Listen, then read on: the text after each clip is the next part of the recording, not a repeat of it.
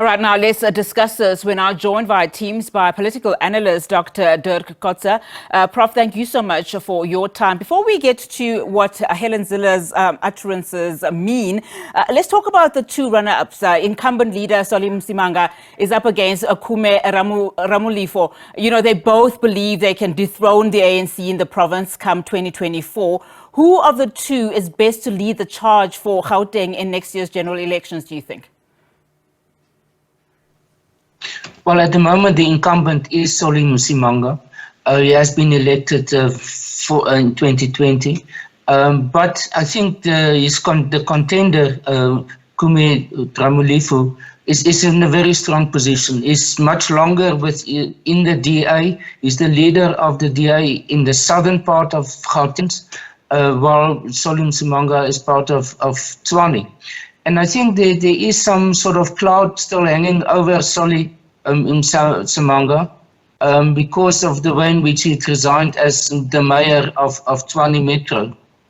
So I think in general, I think this is the first time that Ramulifo will be in a very good position to be able to be elected.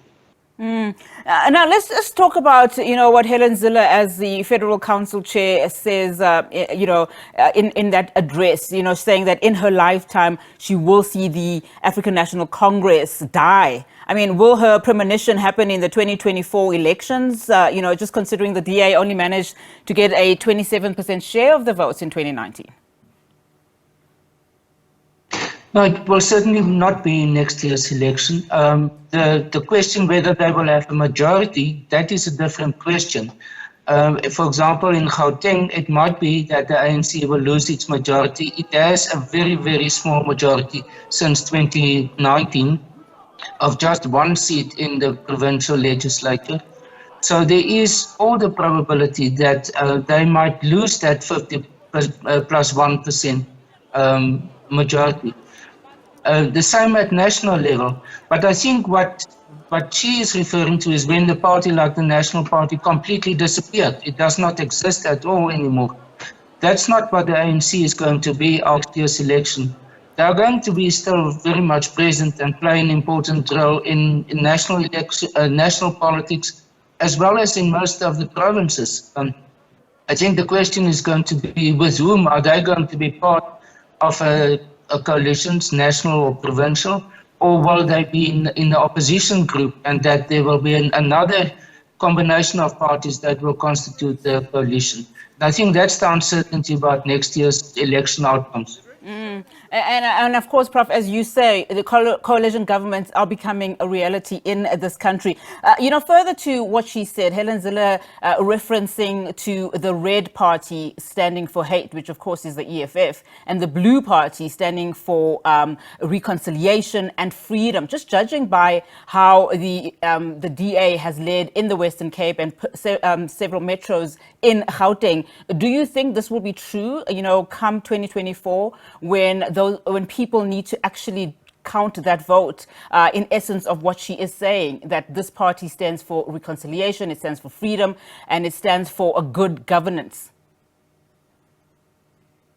Well, I think first of all, the fact that she presents the EFF as the replacement or as the substitute or as the next strongest party after the ANC, if the ANC goes into a situation of demise, I think that's the overstatement of the case. Remember that the EFF stands at the moment at 10%.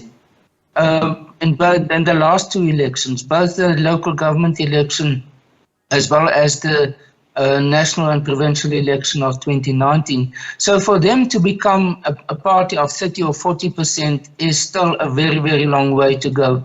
And it's not in the foreseeable future that we are going to see that. So I think what Helen Zille actually does or did is trying to create a sense of polarization between the DA on the one hand and for what it stands, and then the other parties who are sort of broadly aligned to the ANC, whether it's the EFF or the Patriotic Alliance or the UDM or others. But to now sort of zoom in on the EFF, I think for the moment is not yet appropriate. And as we talk about, the chances of the ANC and what other political parties or opposition parties have been saying about the ANC in terms of just bringing it below 50%, what are we likely to see, particularly as the DA, goes ahead and proceeds with this alliance pact with other parties? Well, I think this is for the DA, the approach that they want to follow, the strategy. By implication, they concede that they cannot do it on their own. That, to some extent, is also what the ANC has done last week with the talks about coalitions. So both of the main parties, the main centers of politics in South Africa, are now talking primarily about coalition governments and the different sort of dynamics within the different compositions of them and how they have to function. But I think this is a definition, providing a definition by now all the parties essentially, that they've accepted that this will be the style or the dynamics of politics for the foreseeable future, especially after next year's election. What is uncertain is what will be the combination of parties that will be involved in. I mean, the ANC even talked about the idea of a grand coalition. And the grand coalition means a coalition between the main parties. And that in this case now will be the ANC and the DA, plus maybe one or two other smaller parties. So all the options are actually on the table at the moment. Just looking at that last option, Prof, I mean, what are the chances given what Helen Zille said about the ANC, saying that it has lost its principles and it doesn't know what it actually stands for? I think we have to accept that most of the parties have already entered into a mode of campaigning for next year's election. So what they are saying is not something that we must take literally. We must understand it in a broader context. And I think in the case of the DA, they are saying, well, we are going to make one of them, well, the main party in the opposition that will present an option to the public of a broad coalition. And that must be regarded as the alternative for what the ANC is standing. So I think within that context, we have to then make reach our own conclusions about what are the possibilities for the political parties. Politicians are going to talk in terms of extremes.